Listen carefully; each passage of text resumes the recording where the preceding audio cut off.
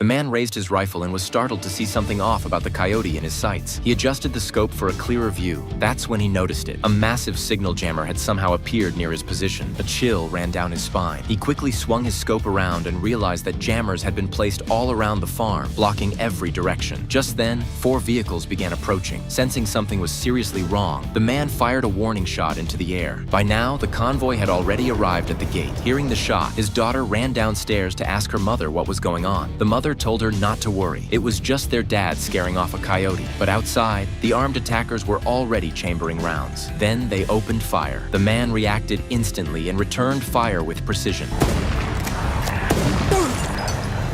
The sound of gunfire made the mother and daughter realize something was terribly wrong. They rushed to call the police, only to find there was no cell signal. The jammers were working. The man retreated into the house and told his wife and daughter to head upstairs and grab their guns. He began reloading his own weapons. Meanwhile, the armed men had reached the door and launched a full assault. The man observed their positions, then moved to the entryway and took out one of the attackers with a single shot. But now they began firing wildly in return.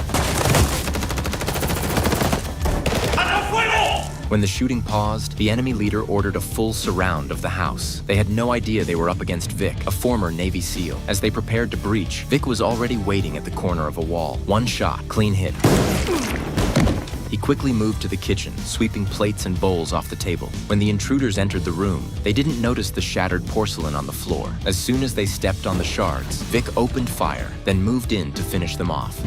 No, no, no, no, no, no! But trouble struck. In the hidden crawl space, the mother and daughter had been discovered. They were frozen with fear. As the attacker reached for the door, the woman pulled the trigger and fired first.